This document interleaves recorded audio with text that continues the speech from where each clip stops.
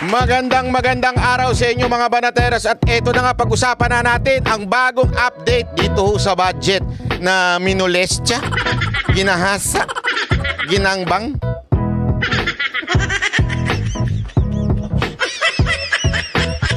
Masakit man pero masagwa man pero yan ang talagang katotohanan na ginawa ho sa ating budget. At yes, finish na. Bakit finish na? Umamin na. Umamin na ang chairwoman ng committee. Sabi nga ni Dan Fernandez, committee. Umamin na ang chairwoman ng Committee of Appropriation na may blanco nga. Naku po, panoorin nga natin itong pag-amin kasi nung una, tumatakas-takas pa to eh. Nung nabuo na yung script, ayun na. Nung nabuo na script, eto na ho. At nakasagot na po siya. Pakinggi ha. Inamin ni House Appropriations Committee Acting Chairperson Stella Kimbo na may mga blanco sa BICAM report ng 2025 national budget pero wala na sa enrolled bill na nilagdaan ng Pangulo. Giit pa niya, kahit may mga blanco ang report, ay tukoy na ang pondo sa lahat ng item sa budget bago pinirmahan ng mga BICAM member. Nakatutok si John Anda. Totoong may mga blanco sa BICAM report ng 2025 national budget na ipinasa ng Kongreso. Totoo na merong blanco sa BICAM report. I therefore conclude, PRRD is not a liar. Diba? Sinasabi naman kasi natin, pakinggan nyo muna. Huwag kayong sagot ng sagot. Pakinggan nyo muna yung sinabi ni Duterte. Ano ba sinabi ni Duterte? Diba? BICAM report. Ano sinabi ni Ungab? BICAM report. Kasi sabihin niyo walang pinirmahan ng blanco si Pangulong Marcos sa GAA. BICAM report nga eh. Tatanga-tanga lang ba? BICAM report, hindi GAA pinag-uusapan din eh. Abay, walang niya naman eh. Abogado, hindi alam. Ayon yan mismo kay Marikina Representative Stella Kimbo, Acting Chairman ng Appropriations Committee ng Kamara. But we do acknowledge po that there are blanks na po doon sa BICAM report na pinirmahan ng BICAM at ni-ratify ng Senado. Yeah, so notwithstanding any typographical errors or any adjustment. Ang dami mong palusot. Tinatanong lang naman kung may blanco, yes or no. Yes or no, sagot, madam. Mr. Chair, May I move to contempt Representative Stella Kimbo for not answering the question in yes or no?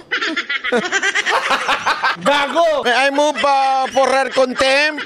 Contempt inside her artista ban? Bago! Hey! That are needed as a result of amendments ay authorize naman po ang technical staff ng both House and Senate to make all of these necessary corrections. Pero sabi ni Kimbo, kahit may mga blanco, tukoy na ang pondo sa lahat ng items sa budget. Minemorize na lang daw. Kahit daw may blanco, tukoy na yung budget. Ibig sabihin, memorize na nila. Wag na lagyan yan. Nandito na yan eh. Kahit blanco yan, alam namin ng budget niyan. Gag. Ano to? Grabe ito ha. Ang ano nyo ha. Ang lupit ng memory nyo. Memory. Oh my ecstasy. Grabe, ang tatalino ninyo ha. Talagang memorize ninyo kung magkano ang kukunin ng mga congressman ha. Bago papirmahan ng BICAM members ang BICAM report. Otorisado raw kasi ang mga technical staff ng Kamara at Senado para gumawa ng anyay correction sa Pwede ba yun? Anak ng wewe. Pinag-usapan nyo, diniliberate nyo, tapos technical group naman pala mag-fill in ng mga numbers na nandyan. Hindi pwede yun. Ay, nang palusot yan. Madam! Huwag mo nang ipalusot. Hindi kasi ito dito, klaro talaga. Malinaw na malinaw. Inamin niya may blanco. Ngayon, ang sinasabi niya, kahit blanco yan, alam na ng mga congressman at saka yung mga membro ng BICAM kung anong amount ang nakalagay dyan. Napakalaking katarantaduhan yun. Pangalawa, aside from memorize na nila yan, sila po ay inahayaan na lang nila yung technical group ang mag-sign, maglagay ng mga numero. Hindi pwede yan. Hindi pwede. Napaka-importante niyan. Alam niyo ba, may kwento nga dyan yung pagpiprint. Yung pagpiprint ng para kunwari from BICAM report, ipiprint na para maging ipapapirma na sa presidente. Binabantayan ng todo. Sobrang bantay na yan. Bakit to, kanyo? Kasi nga, magkamali lang, magiging illegal na. Magkakaroon lang ng discrepancy. Magkamali lang ng konti. Magkamali lang ng period, kama. Napaka-importante niyan. Talagang budget yan Hindi yan pwedeng, hindi, bahala na yung technical group. Yan ngayon ang palusot ni Kimbo. Di ba? Yan ang mahirap pagka, di ba? Nagpapalusot talaga Hindi, ako mga kababayan sinasabi ko na sa inyo. Lalo na may mga kabit dito Pag nagpalusot talaga kayo, kahit ganun-ganun ninyo, alam niyo, marami kayong dahilan kung bakit kayo late, galing sa opisina, kung bakit nakaligo na kayo pag uwi nyo sa bahay, bakit busog na kayo, hindi ba? Tapos sasabihin, bakit may buto pa ng manok dito? Fried chicken yan, galing sa Sogo. Di ba? Gago! Fried chicken yan, galing Jollibee. Sabihin mo, hindi, alam mo, sweetheart, honey, lang, kumain lang akong Jollibee kasi along the way, habang gutom ako Alam mo yung mga asawa, kukunin niyang buto na yan, tas titikman. Sogo to Dito mo ako dati dinadala. O, di ba? Sogo to kasi nga, ang dami yung palusot. Wala yung palusot. Ito si Kimbo talagang makapalusot. Malupit mahagupit. Batay sa omnibus motion na ito na nasa BICAM report. Lahat po ng naging corrections ng ating technical staff, lahat po yan ay ministerial na lamang. Ibig sabihin, calculator activity na lang po. So, lahat po, wala na po silang discretion dahil lahat po ay decided na po by the BICAM members at the point of signing. Pero tanong ng media kay Kimbo, Considered typographical error daw po yung pag-fill in the blanks ng mga amount. There are some na typographical error. Dahil yung iba doon ay makikita naman Kasi technical sa omnibus motion po, i-allow yung paglagay ng numbers, kumbaga, dahil lang po siya error, siya mistakes. And there is another omnibus provision doon sa BICAM na in case na magkaiba po ang version ng printed at saka ng BICAM report, ang mag-prevail po is the printed version. sabi ni Kimbo, wala naman ng blanco ang 2025 budget ng maging enrolled bill na ito. Kaya giit niya, It is legal, it is fully enforceable, it is valid. Dahil po ang ating enrolled bill, ibig sabihin po ang General Appropriations Bill na nanggaling po sa Congress ay kompleto. Walang blank. So that's basically the reason for why ang naging basihan ng GAA ay kompleto din. banat ni Kimbo, walang basihan at politika lang ang pagbatikos sa 2025 budget. Walang basihan, sinabi mo na nga, blanco. Ito talaga si ate. Ate! Huwag ganun. Sinusubukan namin kunan ng pahayag ang Malacanang at Senado sa mga sinabi ni Kimbo. Pero dati nang sinabi ni Executive Secretary Lucas Bersamin, walang blanco sa enrolled bill na dinala sa palasyo at pinirmahan ng Pangulo. Ano man daw tanong tungkol sa BICAM report, dapat Kongreso ang sumagot. Para sa GMA Integrated News, Jonathan Andal, Eto, may kikwento kasi ako sa inyo. May malupit akong nalaman dyan. Di ko na lang sasabihin kung kanino ko nalaman ha, pero... Ano naman, meron tayo mga kaibigan dyan, summer out there, di ko na lang sasabihin at mabubuking. Kasi marami pa rin dyan, may tapat pa rin sa bayan, mga kababayan. Meron pa rin po dyan, mga mahal pa rin ng bayan at nakikita nila yung katarantaduhang nangyayari dito sa ating budget. Alam mo, ganito lang yan. Ang sabi sa akin,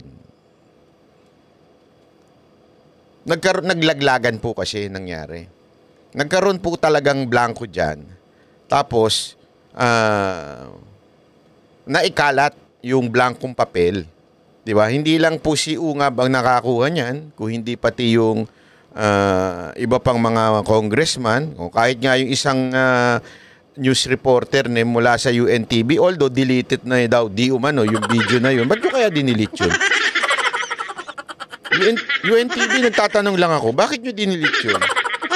Hindi, kasi doon sa video na yun, sinabi ng taga UNTV reporter na nabigyan sila, blanco din. Tapos, ganito nangyari. Lumabas daw yung video ni Pangulong Duterte at saka ni Ugab. Nagkagulatan. So meron daw tumawag mula doon sa kataas-taasan, papunta doon sa kataas-taasan.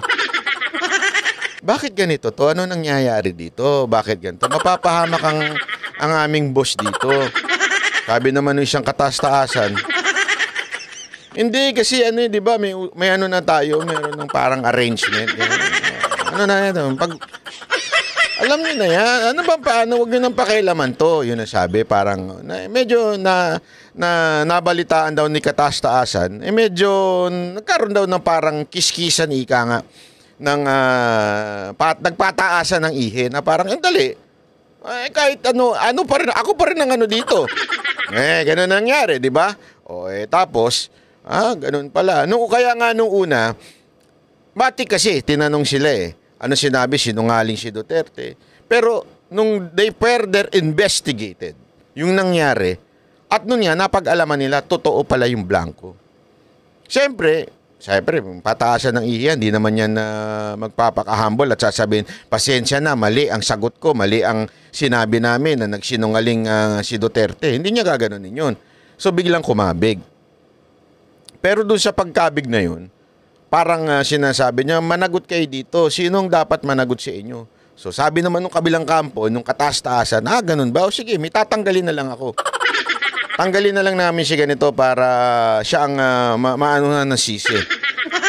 So, yun ang balita ko. Nilaglag daw yung isa. Alam naman natin, di ba? Nilaglag na ho yung isa. So, pag laglag nung isa, laglag na. So akala naman medyo gaganon na yung issue na kasi nalaglag na yung isa, di ba? Gaganon na yung issue. Kaya nga nung tinatanong yung iba diyan, yung mga congressman, tumatakbo kasi hindi pa nila alam yung kwentuhan ng dalawang kampo. Hindi nila alam kung ano setup, ano ba mangyayari, bakit ba? So paano na to? Ano na ang setup natin? Nahuli kayo. Hindi niya alam. So, takbo muna siya. Ito, ipapakita ko lang sa inyo kung paano nagkatakbuhan. Ito. Literal, nagtakbuhan Sinampahan ng ethics complaint. Hindi pala. Iba. Ito. Chotomate. Ito. Yan. Ayan, nagkatakbuhan dyan mga kababayan. Papakita ko lang sa inyo para mas maintindihan mo natin kung ano ho nangyayari dito. Kasi malupit ho ito. Ito dapat hindi natin na tatanggalan ng tingin kasi pag ito maano lang natin ng konti, ang daming diversion na ginagawa nila. Ang diversion nila yung kay Mabilog, marami pa silang diversion, yung papatawag ng mga vloggers, marami yung ICC, yan, lahat yan diversion yan dito sa budget na to. Itong bulilyaso, ito yung pangwawalang niya nila sa budget. Kaya sila naggumagawa ng kung ano-anong issue. Kaya tayo mga kababayan, focus tayo. Focus tayo dito sa kawalang niyan, panggagahasa ng budget natin. Resista sa issue tungkol sa manoy blankong item sa BICAM report ng 2025 national budget. Pati ang palasyo naghugas kamay. Nasa frontline balitang yan si Marian Enriquez. Ayan na! Kindly lang, ma'am, explain Oy! yung blank Wag kang tumakbo! Oy! Ang bibig ng mga kongresistang bahagi ng Oy! Si artista ba? Oy, wag kang tumakbo! Ito naman, si tagapagharang. Ng 2025 Tagapagharang! Sinubukan Uy, artista ba, no? Sino ba gumawa niyan? Si Koba yan? Ang pangalan, no? Atoy ko? Tanungin si Acting House Atoy Custom ba yan? Committee on Appropriations Chairperson Stella Magaling kasing gumawa yun, si Atoy Custom Kimbo tungkol dito. Pero Nagmamadali lang. Sorry. Magmamadali? Yeah. Bakit? Bakit siya nagmamadali? Anong meron? We're waiting yesterday, ma'am. Ma'am, kindly explain daw po. Pati ang kabibitiw lang na chairman ng Appropriations Committee na si Ako Bicol Party List Representative Zaldico. Hindi na siya Ako Bicol ngayon. Ako tahimik na. Ako tahimik party list. Ako iwas party list. Paring pahayag tungkol sa mga issue sa BICAM report. Giit ng Makabayan Block, kailangan ng magpaliwanag ng mga kapwa kongresistang... Galing-galingan naman to. Anak ng wewe. Kala mo talaga may nakikinig sa'yo, no? Alam mo, madam, dapat ang itawag sa'yo kagulang-gulang.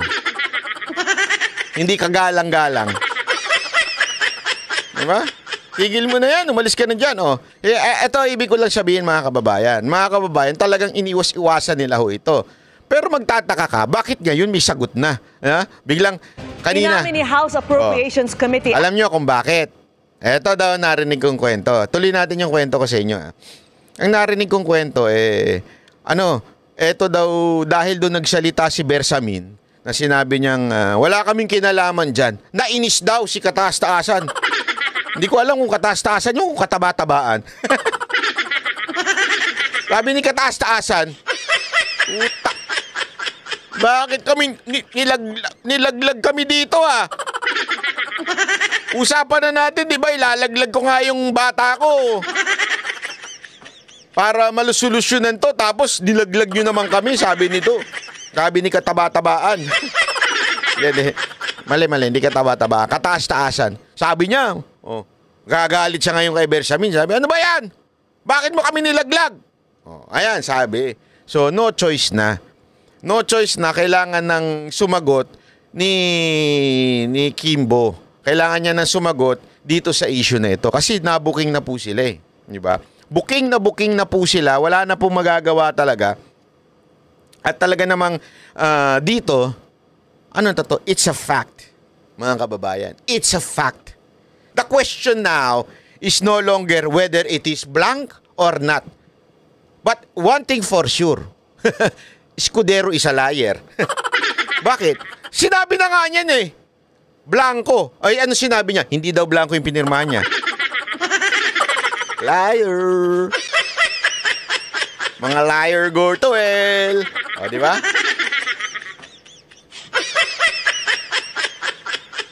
Ang hirap ang hirap po ba, sir? Ako nagtatanong lang Senator Chis Escudero. Mahirap po ba na i-sustain ng jowa ninyo?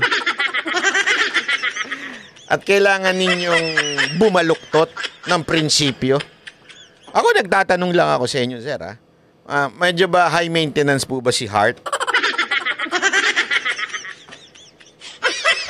Kasi ito huwag natin palagpasin ito, mga kababayan. This is sobrang kawalangyaan ho ito. Nung una sinasabi nila walang blanco. Ngayon, eto na. Ano sinabi? May blanco. Inamin na may blanco, pero may palusot sila.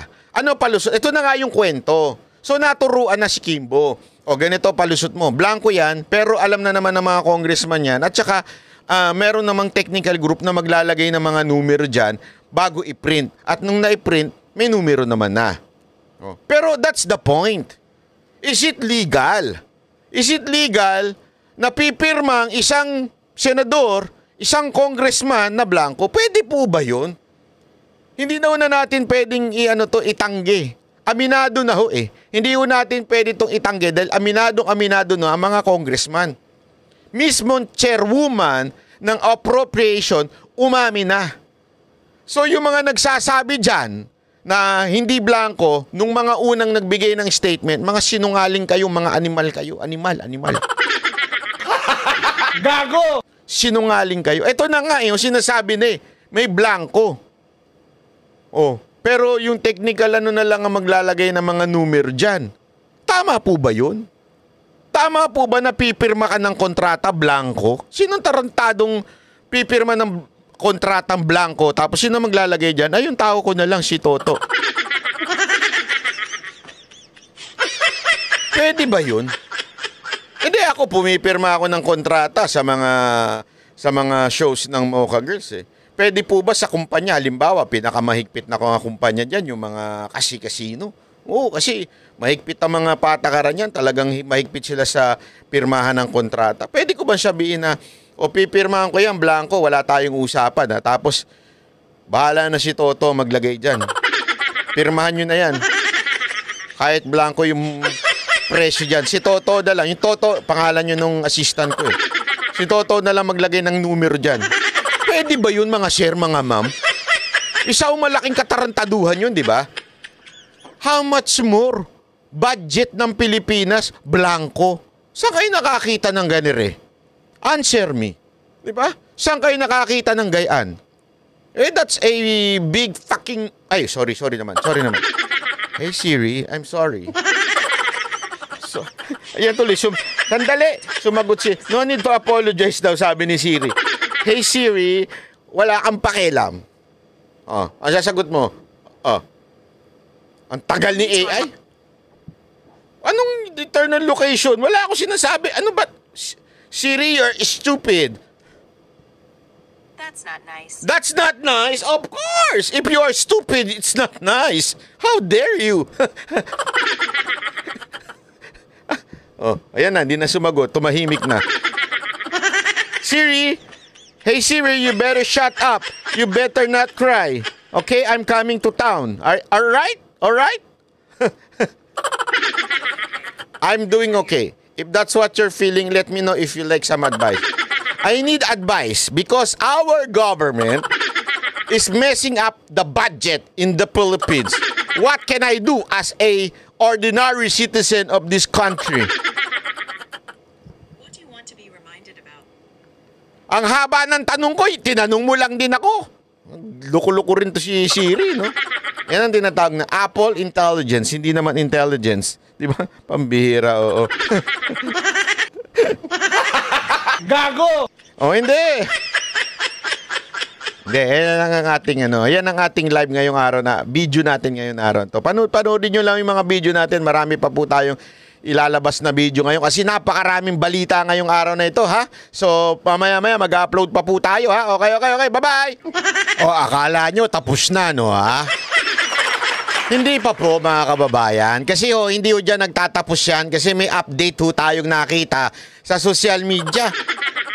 Kahit sabi ko nga ho sa inyo, di ba, mga kababayan, na sinasabi kanina ni Kimbo na kesyo daw yung technical group ang mag-fill in dahil alam naman ng mga mambabatas yung pinirmahan nila. Hindi ho pwede yung ganun. Di ba yan yung sinabi ko? Di ba? Kita nyo naman, ano sabi ng dating Senate President? Yun din ho sinabi niya. Kinukumpirma lang po, mga kababayan, na hindi ho pwedeng ganun. Isang malaking katarantaduhan yung sasabihin mo, iiwan na namin, alam na namin yan, kaya blanco na yan. Ay nako, Miss Kimbo. Makinig ka kay Senator Tito Soto. Ayan, no? Sabi ni Senator Tito Soto, some of our legislators need to undergo parliamentary rules and procedure workshop. Kakahiya ka?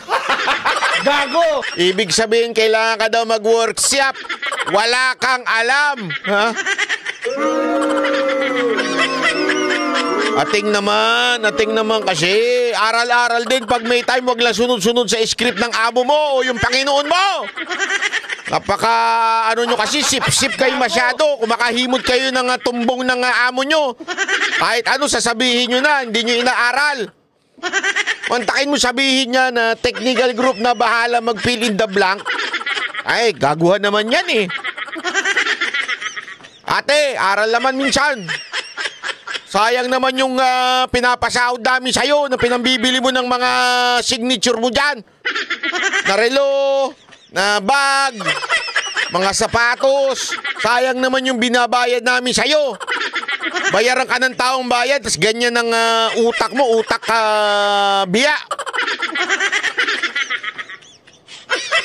Tapos pag punain namin kayo, magagalit kayo sa amin, bakit namin kayo pinupunay? Ano magagawa namin kung tatanga-tanga ho talaga kayo eh? Hindi pasensya na, pero yan ang katotohanan.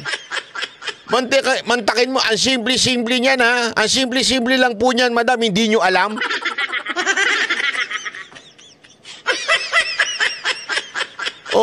Ayan o, ministerial correction by technical staff are never allowed in any bill. Much more alo. You can bring it to plenary. Diba?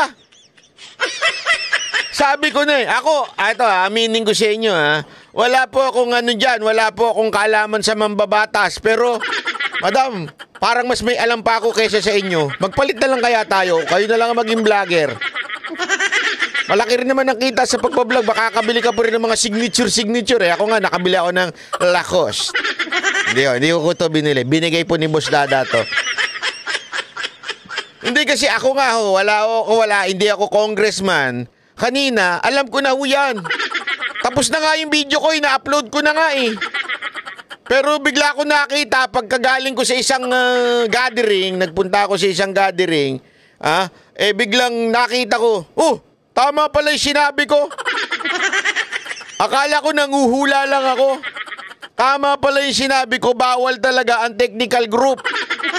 Ba't di alam nitong congressman na ito? Ano ba ito? Tanga ba ito? Ba't di niya alam? Tapos magagalit kayo pag sinabihan kayong tanga. Hindi ko kayo sinasabihan ng tanga. Ang sinabi ko, wag po kayong tatanga-tanga. Magkaiba po yun. Wala kang alam, madam Nakakaya ka, congresswoman ka pa man din. Diba? Tapos magagalit kayo sa amin, ano niya, iimbitahan niya for hearing for fake news. So, ibig po ba sabihin, fake news si dating Senate President Tito Soto? Na bawal ang technical group ang maglalagay ng sulat-sulat yan. Yung palusot kasi nito Hindi sorry po madam I'm not against you. Siguro naman may utak kayo sa ibang bahagi ng buhay ninyo. Pero pagdating sa batas, wala po kayong alam. You cannot. You have to bring it back to the plenary. Sabi nga dito ministerial correction by technical staff ay never allowed in any bill. Sa kahit anong bill. Hindi pwede nga mag-fill up yung technical group lang o technical staff. Sabi niya, much more alo. Lalong-lalo na sa batas, hindi pwede na mag-fill up ang mga technical group. Alam mo, meron niyang biro dyan Narinig ko. Saan ko ba narinig ito? Kanino ko narinig ito? Correct me if I'm wrong Sana, hindi ko nahulaan ko kanino. Basta may narinig ako Sabi, si Chis Escudero daw, sabi, hindi ako hindi ako confirm dito. Kaya lang narinig ko lang ito. Sabi doon siya si Chis Escudero daw pina-check daw niya sa tao niya, kaya nagtiwala na lang siya doon sa tao niya, kaya niya pinirmahan. May narinig ako tuloy na komento, sabi, anak ka pala ng weteng. Di Chis Escudero, ikaw na lang yung mag-stop at yung stop mo na lang ang gawin nating senador. Kasi mas may tiyaga pa yung stop mo na i-double check. Napakinggan ko lang naman yung komento lang naman As in stop, S-T-A-F-F. Dan Fernandez, ko ba yan? Hindi, totoo, di ba? Sinasabi nga na gano'n, na parang ganyan. Ako, gano'n din nasasabihin ko dito kay Stella Kimbo. Kung wala kang alam, mag-resign ka na lang, magpalit na lang tayo. Bili na lang ako ng tirahan dyan sa bahay dyan sa Marikina. Tapos, ako na lang ang tumakbo dyan. Sa totoo lang, mas alam ko pa Hindi naman siya pero ako, kasi matik naman yun. I mean, siguro naman kahit sinong Pilipino, common sense yun mga kababayan. Pipirma ka ng kontrata pa lang, hindi pa batas yan usaping kontrata laang. Ibig sabihin, pakikipagkasunduan sa kadil mo. Di ba? Sa kontrata pa lang Hindi naman pwedeng pipirma ako, pipirma yung producer ng blanco. Tapos sasabihin na lang namin, napirma na natin. Bahala na yung ating assistant na mag-fill in the blanks. Hindi pwede yung gayon. Sabi nga di ba? Much more a law. Di ba? How much more? Batas yan. Hindi lang ho yan batas, hindi lang ho yan. Hindi ko naman sinasabing yung ibang batas, simple lang ha. Hindi lang ho yan batas-batas yan. Yan po ay isang magastos na batas. Bakit kanyo? Hindi ho usapin ng milyon to. Hindi ho usapin ng bilyon to. Ito'y usapin ng trilyon. Ganong kalaki ang usapan dito. At higit sa lahat, hindi nyo pera ito. Naintindihan mo, madam? Naintindihan mo ba yung sinasabi ko? Hindi mo pera to. Hindi mo pera to para sabihin technical staff na lang ang maglalagay ng magpipil in the blanks dyan. Pera to ng taong bayan. Galing ito sa bulsa namin. Ewan ko nga kung nagbabayad kayo ng tamang tax. Ako nagtatanong lang ha. Pero kami, wala kaming choice. Bakit? Wala kami sa kapangyarihan eh. Wala kami sa posisyon. So, kailangan namin magbayad ng tamang tax. Hindi ko sinasabing yung mga nasa posisyon hindi nagbabayad ng tax. Ha? Marami lang. Gago! So, sa madaling salita, madam, this is not your money. So, therefore, kailangan yung bantayan ng maigi. Hindi pa pwedeng iiwan nyo na laang ng blanco. Kaya, alam mo, dyan sa bungangamong yan, nahuli talaga na may tunay na kagaguhang nangyari dito sa budget. Mga kababayan, whether you are yellow, pink, loyalista, Duterte, o kung ano-ano mga kulay, ano na ho ito? This is a close issue. Anong ibig ko sabihin ng close issue? Meaning, pagbalik-baliktarin mo, blanco ang pinasang BICAM report. Yung pinirmahan ng mga putang inang mambabatas natin ay blanco. Yung ibang bahagi. Pasensya na ha. Hindi ito pagmumura sa bawat isa. Hindi nakapertain to sa bawat isa. Ito po ay nakapertain sa mga putang ina na pumirma nang hindi man lang tinitingnan ko ano yung pinirmahan. Nakakainit ng ulo. Ika nga. Bakit to? Pera namin ito eh. Pera namin ito, pinagkatiwala namin sa inyo. Kasi binoto ng mamamayan kayo eh. Para siguraduhin na tama ang paggastos ng pera namin. Pero nakakaputang ina, uulitin ko, nakakaputang ina, pababayaan ninyo sa pamamagitan ng pagpirma ng blanco. Sorry ha, nakakagalit ho ito. Kasi hindi ho biro sa akin to. Hindi ho biro sa akin ng magbayad ng tax. Pasakit sa buhay ko yan. Sigurado ako, lalong-lalo na yung mga mamamayan. Pasakit din sa buhay nila kaysa na iba, pakain na lang nila sa anak nila, gatas ng anak nila.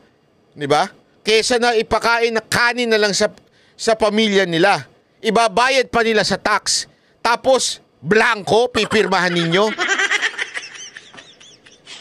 Hindi kayo mga kababayan, hindi ho ba nakakagago ho ito? Nakakawalang niya.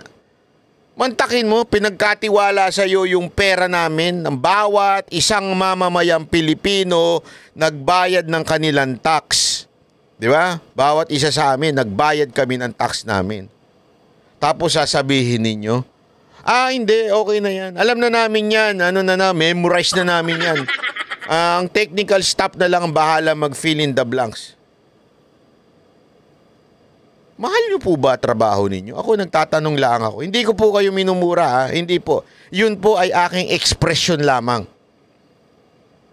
Hindi po yun pagmumura at nakapertain sa mga congressman. Hindi po. Ilinawin ko lamang po. Yun ay aking ekspresyon lamang ng frustration. Na grabe ho ang pasakit sa aming mamamayan na magbayad ng tax tapos pababayaan laang ng ganyan. Hindi ho tama yun, sir, ma'am. Sana ho wag ganyan. Kasi hindi ho tama. Masakit sa amin. Masakit po sa bawat Pilipino. Na malaman yan na pinabayaan ang ating pera, pinabayaang blanco at hinayaan lang natin ang iilan. Una-una, kung sinasabi nyo ay totoo na technical staff, ma'am, hindi po namin binoto yung technical staff na yun. Hindi sila ang binoto namin. Kayo. Kayong mga congresswoman, congressman ang binoto namin. Meaning to say, kayo ang magtrabaho, hindi yung mga technical staff. Kung gusto ninyo, palit na lang kayo ng technical staff ninyo. Sila na lang ang congressman, congresswoman, kayo na lang ang maging staff, di ba? Kasi hindi nyo rin naman binabantayan eh. Di ba? Ano madam, busy ka sa kaka-shopping? Gago! Hindi, busy po ba kayo kaka-shopping? At hindi nyo mababantayan, dapat kaya yung technical staff lang nagbantay. Ako naniniwala, hindi naman po siguro ganun. Di ba? Ako naniniwala kaya nangyari ang ganyan, dahil po sa, yan ang script, para mapalusot yung booking na blankong BICAM report. Booking na po ito eh. Hindi na ho natin madidelete ho ito. Booking na po. That the BICAM report may mga blanco, ang daming bakante, at meron nag-fill up papunta sa printing going to the GAA o yung batas na pipirmahan ng ating Pangulo. Yan po ay established na. Blanco at may nag-fill in the blanks. Hindi ho tama yan. Yan ang sinasabi ni Senate President Tito Soto. Dapat ibalik sa plenaryo. Bakit? Hindi po pwedeng gayon-gayon lang. Tama mali, mga kababayan. Kaya mga kababayan, huwag po tayo magpapalinlang sa mga diversion na issue. Tutukan natin itong budget dahil hindi ho ito biro. Sigurado ho tayo kaya nagkaganire ito dahil merong gustong makinabang sa budget. Ang malamang sa malamang, kandidato yan. Malamang sa malamang, may plano yun sa 2028.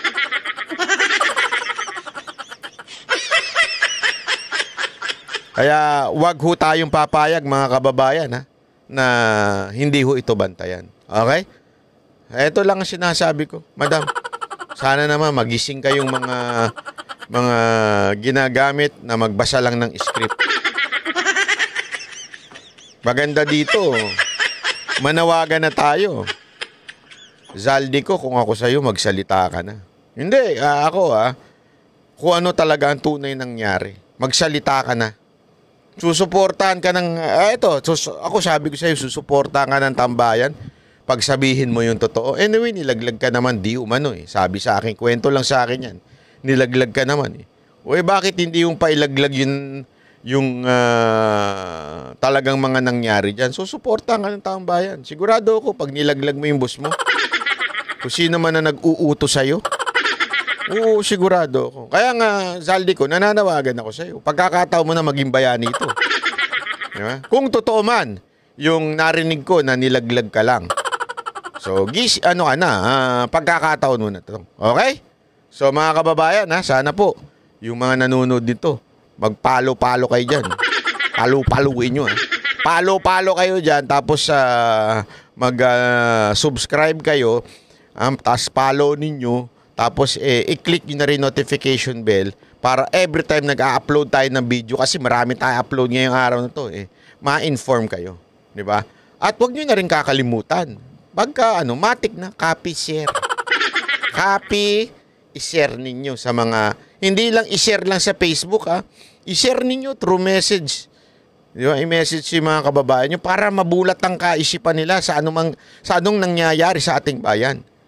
Dapat effort tayo. Hindi tayo pwede yung, pinapanood ko yung si Banat Bay. Tayong bibig niya ng ingay-ingay. Kasi marami ako naririnig na ganyan. Alam mo, pinanunod ka ng tatay ko, pinanunod ka ng nanay ko Gustong-gusto nila yung banat mo. Kaya ano tayo, panalo yung banat mo, pagpatuloy mo, wag lang ganun. Hindi, ako na-appreciate ko yun. Sobrang na-appreciate ko yung mga kababayan natin lumalapit po sa atin at nagsasabing, alam mo ba, pinanunod ka namin, tuloy-tuloy lang banat, suportado ka namin. Pero wag lang ganun. Dapat, i-share ninyo. Di ba? Kung talagang naniniwala kayo sa mga ating sinasabi at sa ating pinaglalaban, i-share ninyo.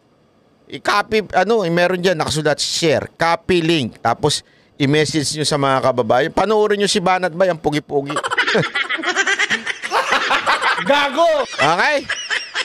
I-share ninyo, sabihin nyo, mag-subscribe ka dito kung gusto mo ma-update sa Pilipinas kasi marami tayong OFW nanonood dito di ba? So, okay, maraming salamat po. Ako po si Banat, bye! Yan ang banateros, boses ng ordena